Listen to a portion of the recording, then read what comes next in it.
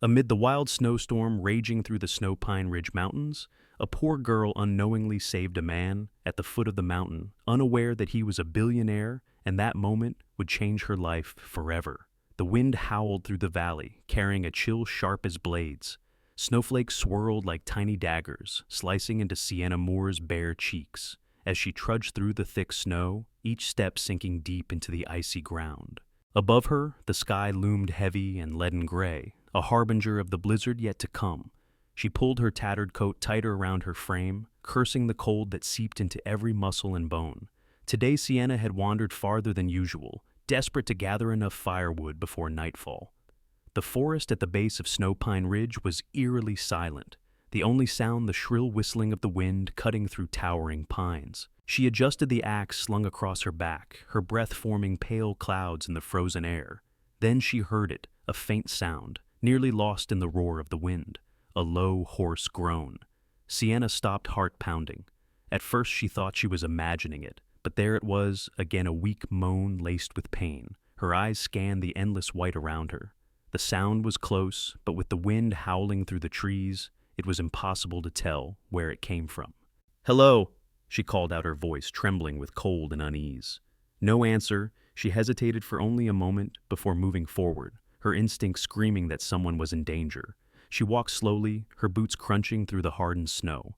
And then she saw it, a strange shape in the whiteness, a shadow half buried beneath the snow. Her heart leapt into her throat. Sienna ran toward it, dropping to her knees beside the unmoving form, frantically brushing away the fresh snow. She held her breath as the man's face emerged pale, his dark hair frozen stiff along his hairline. His clothes, though still bearing traces of wealth, were torn and soaked through. His lips were nearly blue, his eyes barely open. "Hey, can you hear me?" Sienna shook his shoulder gently, but his response was faint. "Sir, please wake up," she urged, trying to suppress her fear. A weak groan slipped from his lips, his fingers twitching slightly, fighting. It seemed against the deathly cold. Sienna leaned closer. "You have to stay awake. If you don't, you'll die here." His lips parted. She thought he might say something, but only a fading whisper escaped. "Help me." Sienna clenched her jaw, quickly assessing his condition.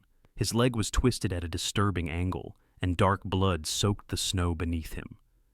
Broken leg. In this weather without help, he wouldn't survive. She cursed under her breath and grabbed his arm, trying to lift him. He was heavier than she expected, like a lifeless stone. "No. I'm not leaving you here," she muttered, gritting her teeth and slinging his arm over her shoulder. With every ounce of strength she had, she heaved him up and began to stagger through the snow, the wind lashing her skin like knives. The man wheezed, his head resting against her shoulder. She didn't know who he was or why he'd been left to die here, but none of that mattered anymore. What mattered was getting him back before the cold finished him. Sienna staggered through the thick snow, both arms wrapped tightly around the unconscious man's body, dragging him toward the small, secluded cabin, nestled deep within the forest. The brutal cold sliced into her muscles, pierced through the tattered layers of her coat, and numbed her limbs. But she didn't stop. The man's breath was shallow, his body limp like a rag doll. She couldn't let him die. By the time they reached the cabin, Sienna's body was on the verge of collapse. She kicked the door open, nearly crumbling to the floor as she pulled him inside. The warmth inside the cabin was a stark contrast to the vicious cold outside. The fireplace crackled with low flames, casting flickering shadows across the rough wooden walls. With one final effort, she eased him down onto the old bench near the fire. His body was like ice fingers stiff from frostbite. She quickly pulled a blanket over him and dropped to her knees beside him to examine the injury. His face was gaunt, yet striking even in unconsciousness. His expensive coat was torn and stiff with dried blood. Sienna's eyes stopped at the broken leg, a deep gash along his shin, the dark red wound stark against pale, almost blue skin. She muttered under her breath and got to work. Her hands were trembling from the cold, but remained steady.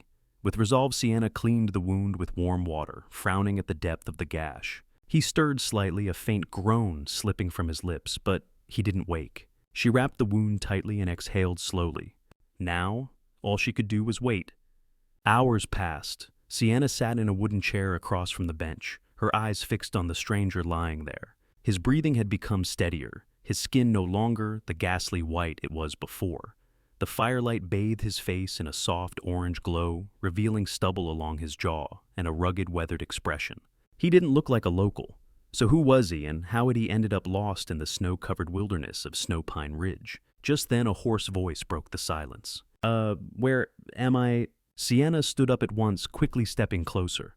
The man's eyelids fluttered open, and storm-gray eyes swept the room with disoriented confusion. "You're in my cabin," Sienna said, her voice calm. "I found you nearly frozen out there." He groaned, raising a hand to his forehead, as though trying to recall something. I don't remember." Sienna narrowed her eyes. "What's your name?" He hesitated, blinking against the firelight. Then, after a moment of silence, he whispered, Damien Whitaker." The name sparked something vaguely familiar in her mind, but she couldn't place it. "When I found you," Sienna said, arms crossed, "your leg was broken. You had no gear, no food, no blanket. What happened to you?" Damien exhaled sharply and tried to sit up, but the pain froze him mid-motion, his hand gripping the bench. "I don't remember. I just recall the snowstorm. Then, nothing." Sienna studied him more carefully. She wasn't sure if he was telling the truth or hiding something, but something about him didn't feel right. Suddenly, panic flickered in his eyes. "My phone, my wallet, my watch, where are they?" He frantically patted the torn pockets of his coat, alarmed. Sienna felt her stomach tighten. "They weren't on you when I found you." Damien clenched his jaw. "No, that can't be. I remember I had them. They're gone." A heavy silence fell between them. Sienna had lived in this harsh land long enough to know one thing for sure. Someone had stripped everything from him, and it wasn't by accident. Damien Whitaker, the man, in a torn, expensive coat with sharp eyes, and now a mess of broken memories, lay motionless in front of Sienna's fireplace. His name echoed in her mind like a riddle with no answer. Damien Whitaker? She was certain she'd heard it somewhere before. On the radio, in an old magazine. But right now those details didn't matter. She turned to the fire, watching the flames dance and flicker like a mirror of the tangled thoughts swirling inside her mind. A man in designer clothing, with no memory, no wallet, no phone, no watch. Left behind in the snow of Snowpine Ridge, a place no one ends up by accident. Someone had wanted him gone, but who and why? Dawn broke its pale light, seeping through frost-covered window panes, casting a cold gray hue across the inside of the cabin. The fireplace held only glowing embers now, but the warmth still lingered. Sienna was up early adding more firewood, setting water to boil. The scent of pine resin and smoked meat drifted gently through the room, a simple familiar smell. Behind her, the sound of shifting blankets made Sienna turn. Damien was waking his movements slow from pain. His face was still pale with exhaustion, but his eyes looked clearer, more alert than the night before. "You're awake," Sienna said, placing the tin mug she was holding down on the table. Damien gave a faint nod, running a hand down his face as though trying to wipe away a lingering nightmare. "Looks like I owe you a thank you for not leaving me out there." Sienna gave a dry laugh, pouring hot water into a cup. "If I had, you'd be an ice sculpture by now." She handed him the cup. "Drink, it'll warm you up." Damien took the cup, eyeing the steaming liquid with suspicion. "What is this?" "Pine needle tea," Sienna replied, the corner of her mouth curling slightly at his skeptical look. "You don't have many options, city boy. Drink it or keep freezing." The word city boy made Damien raise an eyebrow, but he didn't argue. He took a sip, immediately grimacing at the sharp bitterness, but forced himself to swallow. Suddenly, the cabin door swung open, revealing a familiar figure bundled in thick fur. An older woman stepped inside, her sharp blue eyes locking onto Damien with a mix of scrutiny and curiosity. "So, this is the stranger you dragged in from the snow," she said, her voice dry, edged with cautious interest. Sienna straightened. "Grandma, this is Damien, this is my grandmother, Eleanor Moore." Damien gave a polite nod, attempting to sit up, but wincing in pain. "Nice to meet you, ma'am." Eleanor grunted, stepping closer and eyeing him from head to toe. Then she turned to Sienna. "He shouldn't be here." Sienna folded her arms. "I couldn't leave him out there." Eleanor sighed, pulling off her fur hood. "You're too soft. Sienna strangers bring trouble." Sienna pressed her lips together, saying nothing. She knew Eleanor wasn't cruel, just cautious life out here had taught them both not to trust too easily. But she'd already made her choice. "He's staying until he's strong enough to leave," Sienna said firmly. Eleanor exhaled sharply, offering no reply, but no protest either. She quietly moved to the kitchen, beginning to prepare breakfast with slow but practiced movements. Damien watched everything silently. The cabin was small and rustic, yet complete wooden shelves lined with jars of preserved food, bundles of dried herbs hanging from the beams, a few old hunting rifles resting near the door. Everything carefully maintained. It wasn't luxurious, but it was warm, in a way he hadn't felt in a long time. And that warmth didn't just come from the fire. The smell of stew filled the air. Damien suddenly realized how hollow his stomach felt. It had been a long time since he'd truly felt hunger. Sienna noticed his expression and smiled slightly. "It's been a while since you've eaten, hasn't it?" "Honestly, I don't remember the last time." "Lucky for you, breakfast is almost ready." A few minutes later, Eleanor set down 3 wooden bowls on the table. Inside was a thick, hearty stew, probably made with dried venison, wild root vegetables, and some foraged herbs. Not fancy, not delicate, but rich and real. Damien took the wooden spoon and tasted it. The flavor was deep and earthy, unlike anything he'd ever had in a 5-star restaurant. Not extravagant, not artificial. He looked up at Sienna, who was quietly eating calm, as if this was the most natural thing in the world. "You live like this every day?" Damien asked. Sienna looked up. "Live like what?" "Hunting, making your own medicine, chopping wood just to stay warm." She shrugged. "It's not easy, but it's life." Damien looked at his bowl, stirring gently. "I don't think I've ever worked for anything in my life." Eleanor gave a soft grunt. "I'm not surprised." Damien chuckled. Sienna watched him. A man clearly from another world, now sitting in this humble cabin, eating forest stew, and quietly beginning to question everything he thought he knew about life. Time passed slowly in the Moore cabin, marked by the crackling of the fire and the hearth, and the distant howl of wind through the pine forest outside. Damien Whitaker was gradually regaining strength, though his legs still ached and his movement remained severely limited.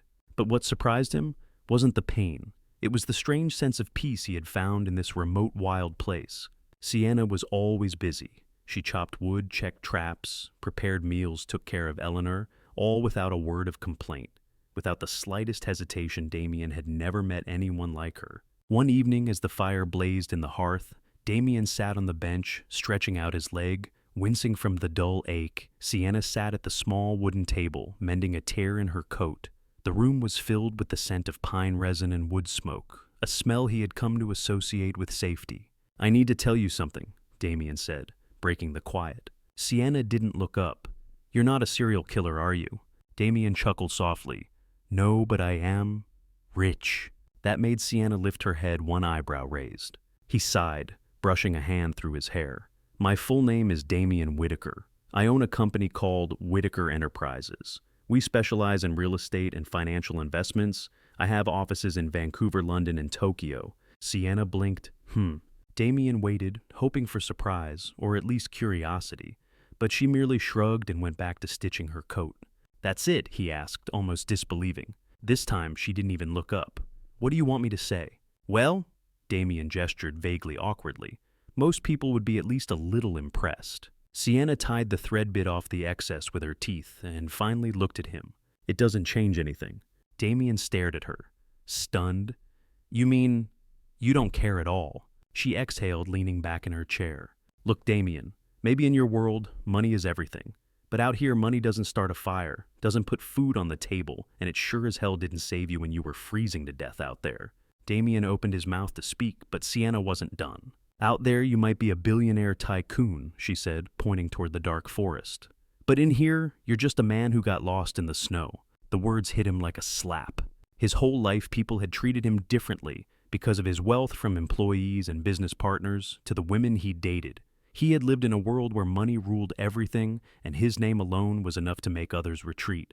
But Sienna didn't care. For the first time in his life, Damien felt something utterly foreign: humility. He leaned back, eyes fixed on the fire, his thoughts tangled beyond reason.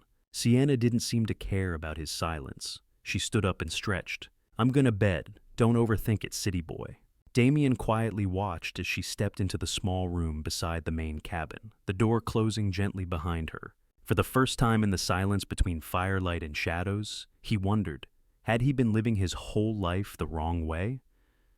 The next morning, Icy air crept in through the cracks in the wooden walls, carrying the scent of pine and freshly fallen snow. Damien stepped onto the cabin porch, leaning against the wooden railing, his eyes gazing toward the snow-covered mountain ranges in the distance. They stood there majestic and still, as if untouched by time. This was not the world he came from. No cars, no phones, no million-dollar contracts or tense meetings in glass skyscrapers. This was a place that belonged to the land, not to man. Sienna appeared from the side of the cabin, an old axe slung over her shoulder. She glanced at him, then at the dwindling pile of firewood. "If you're planning to stand there all day, at least make yourself useful," she said, tossing him a pair of wool gloves. Damien barely caught them, his hands fumbling in surprise. "Chop wood. Seriously?" Sienna smirked. "Unless you want to freeze tonight." With a sigh, Damien put the gloves on and reluctantly followed her to the clearing behind the cabin. All his life, he had been used to glass offices and financial spreadsheets. He had never touched a piece of firewood. At first, Damien was comically bad at it. The axe was too heavy, his swings always off target or glancing, leaving the logs barely nicked or not cut at all. Sienna crossed her arms and watched, trying not to laugh. "You don't have to swing like it just tanked your stock portfolio." Damien groaned, wiping sweat from his brow. "Why don't you just do it yourself?" "No," she said, stepping closer and taking his hands. "Hold it like this. Stand like this." Her fingers were rough, calloused from hard work, but they were warm, steady. Damien suddenly found himself distracted. His heart skipped a beat. "Try again," Sienna said. This time, when the axe came down, the log split clean in two. Sienna smiled. "There, that's better." Damien looked down at the broken wood, and a strange feeling swelled in his chest. Accomplishment, small but real. In the days that followed, Damien began to grow accustomed to life in Snowpine Ridge. He helped Sienna with little tasks, fetching water from the frozen stream, patching the leaky cabin, roof-setting rabbit traps. The tailored suits and silk ties were long gone, replaced by thick, worn wool clothes from her grandfather's old trunk. His hands, once used only for signing contracts, were now red and scratched, but he didn't hate it. One evening, as they sat near the fireplace, Sienna handed him a bow. "Now you're going to learn how to hunt." Damien raised an eyebrow. "Really? I'm gonna die." Sienna laughed. "You want to eat or starve?" Damien shook his head. "Fine, but if I die, you better tell my board of directors it was your fault." The next morning, they moved quietly through the forest. Damien tried to tread as softly as Sienna, but every step snapped twigs beneath his boots. Sienna, by contrast, moved like a shadow, silent, leaving no trace. They tracked a rabbit for nearly an hour. When the prey finally appeared, Sienna nudged his arm gently. "Now shoot, city boy." Damien hesitated, his grip on the bow trembling. "Hesitation costs you the shot," Sienna whispered. He inhaled deeply, released the bowstring. The arrow flew, and missed badly. Sienna winced. That was painful to watch. Damien groaned. "I should stick to real estate." She burst into laughter. "Don't worry, you'll get another chance." That afternoon, as they were heading back to the cabin, the air suddenly shifted. The birds stopped singing. The wind fell still. Sienna halted at once, her face tense. "What is it?" Damien asked, but she raised a hand for silence. A low growl rumbled from the bushes, and then from behind the thicket, a massive gray bear emerged. Its eyes were dark, its muscular body coiled only a few meters away. Damien froze, his blood turning to ice. "Back up," slowly Sienna whispered. Damien obeyed, his heart thundering in his chest. But the bear snarled, took a step forward, and then charged. Before he could react, Sienna shoved him behind a tree, drew the rifle from her shoulder, and fired a warning shot into the air. The sharp crack of the gun shattered the silence. The bear stopped growling. After a moment's hesitation, it backed away, then disappeared into the trees. Damien stood trembling, his back against the trunk, cold sweat pouring despite the freezing air. Sienna lowered her gun and exhaled. "Welcome to Snowpine Ridge," she said, slinging the rifle back over her shoulder. Damien let out a shaky, breathless laugh, but there was something different in his eyes now. No one had ever risked their life for him before. Not a business partner, not a lover, not even a friend. Only her Sienna Moore, a poor girl who owed him nothing, yet had just saved his life a second time. And in that moment, Damien Whitaker, the cold billionaire, began to understand that every dollar in the world meant nothing without human kindness. The fireplace crackled gently, casting a warm orange glow across the old wooden table where Damien sat, his hands clasped together, eyes fixed on the surface as if searching for an answer to something more important than any contract he had ever signed. Outside, the wind howled in waves, clawing at the wooden doors and rattling the frozen window panes. But Damien barely noticed his mind was elsewhere. Sienna sat across from him, her hands wrapped around a mug of hot tea, watching him. Her eyes held silence, patience, and understanding. "You look like someone who's just realized something," she finally said. Damien took a deep breath, rubbing his forehead. I know why I was out there. Why I nearly died." Sienna set her mug down. "Tell me." Damien exhaled, his voice steady, but his eyes darkened as fragments of memory began to form a complete picture. "Before I woke up in the snow, I was at Snowpine Ridge for a business meeting, my company. Whitaker Enterprises was negotiating to acquire a gold mine. One of the last untouched reserves in the region, worth billions." Sienna narrowed her eyes. "A gold mine." He nodded. "We'd been chasing that deal for months, but not everyone wanted me to get it. There were other investors, people who stood to gain if I disappeared." She leaned forward, her gaze sharpening. "You think someone tried to kill you?" Damien clenched his fists. "Not just think I know who." His words dropped into the room like a blade slicing through the quiet Jonathan Reed. Damien said, his voice cold as stone. "My personal assistant. My right hand. The one who handled all my schedules. Travel security.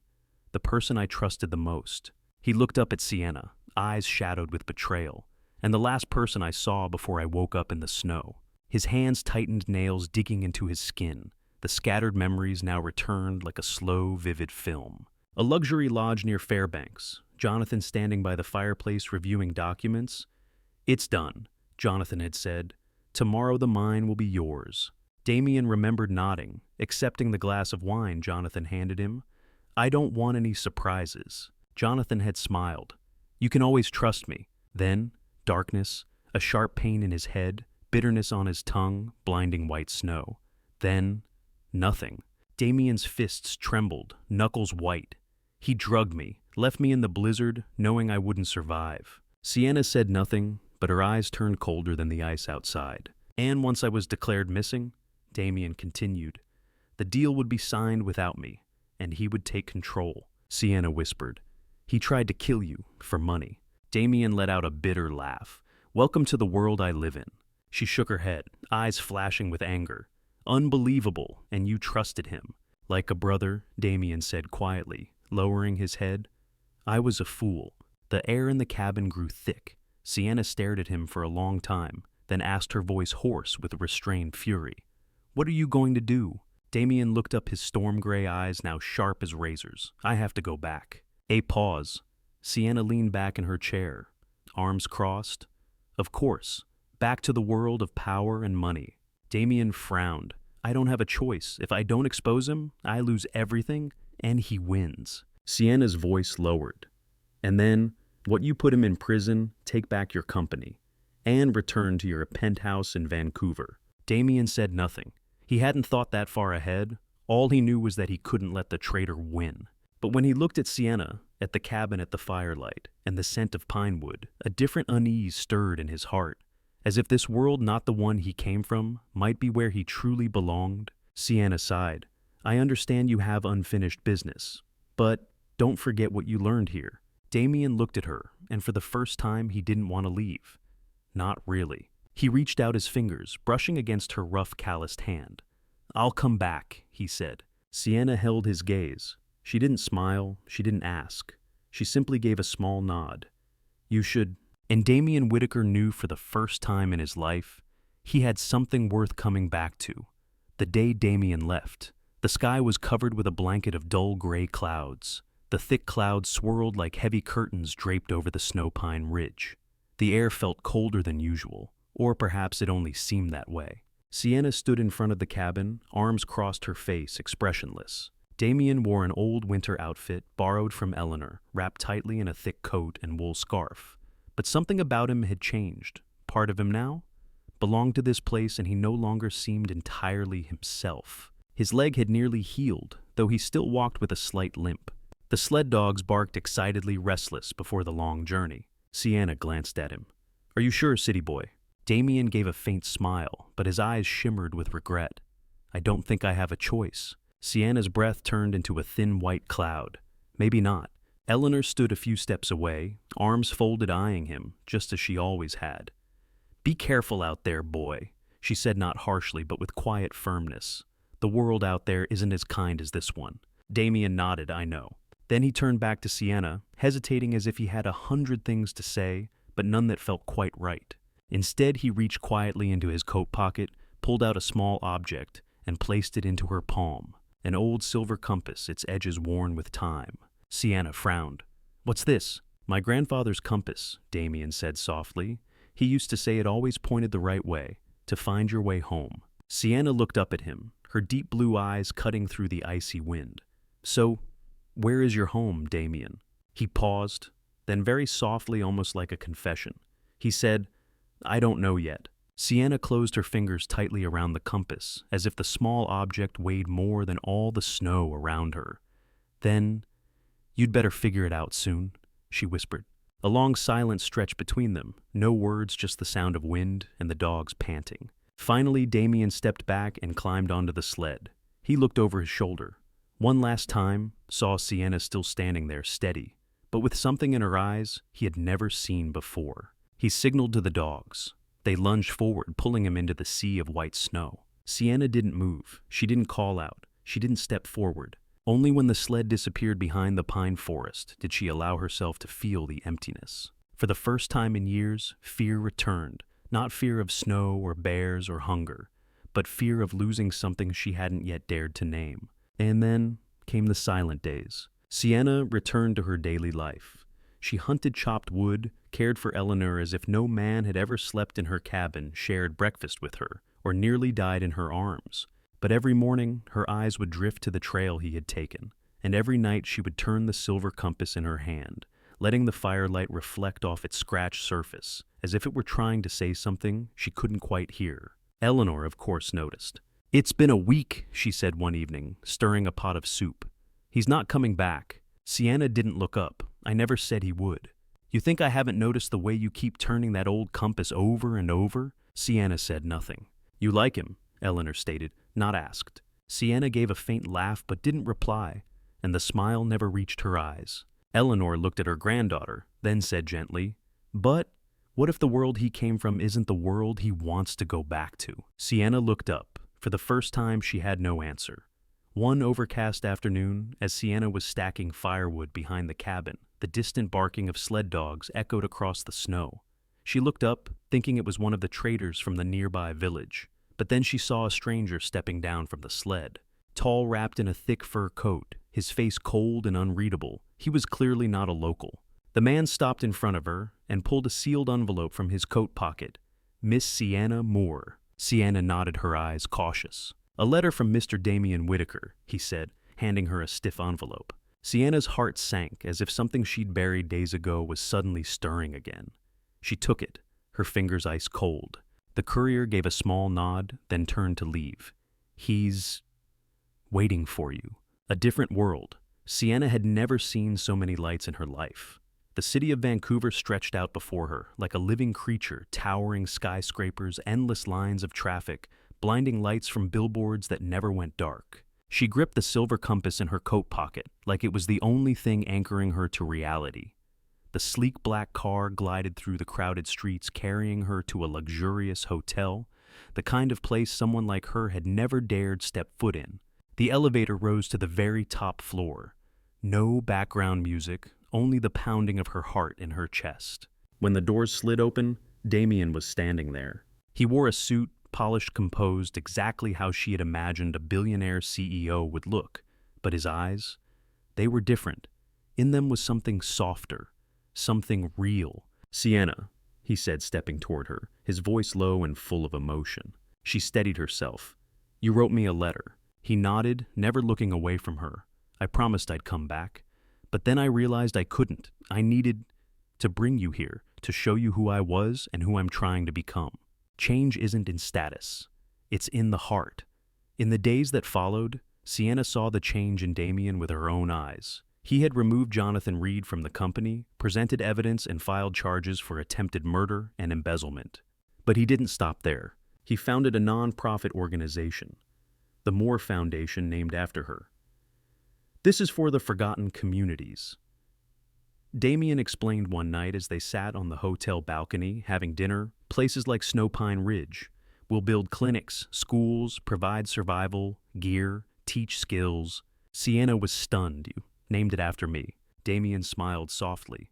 I wouldn't have survived without you. She studied him closely. No longer the arrogant man who'd collapsed in the snow. No longer the one used to being worshipped for his wealth. This was a man learning to listen, learning how to live honestly. One evening as they walked beneath the glowing lights along Stanley Park, Damien stopped and turned to face her. He took her hand warm against the night breeze. Sienna, he said, his voice trembling slightly. I love you. She said nothing. He held her hand tighter. I don't care about the money. I don't care about the company. I just want you. Sienna's heart pounded, but she didn't answer right away.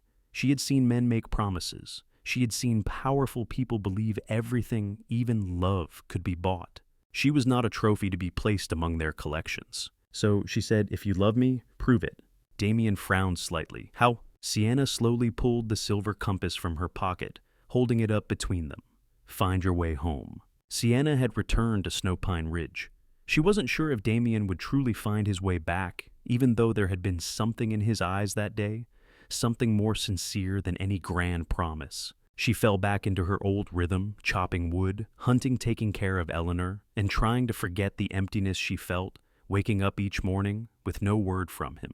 But then one early morning, when a thin layer of snow still blanketed the ground, and the sun had yet to rise, the sound of sled dogs echoed in the distance. She stepped outside the cabin kettle, still in hand. A familiar figure appeared, not in a designer coat or Italian leather shoes, but in thick wool trousers, a handmade hood, and a sheepish smile.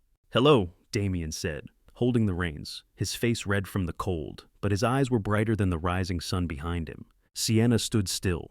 No helicopter, no private driver, he said, slowly walking toward her.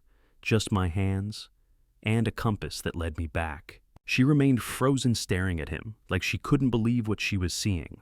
You didn't bring anything, she finally asked. Nothing, except the determination to become someone worthy of you, Damien said with a hesitant smile. I came to learn not to lead. The real days began. Damien stayed with Sienna and Eleanor in the cabin for the rest of the winter. He learned everything, chopping wood, fishing, mending clothes, trapping rabbits, even though almost every arrow he shot missed its mark. He was no longer the CEO behind a boardroom table.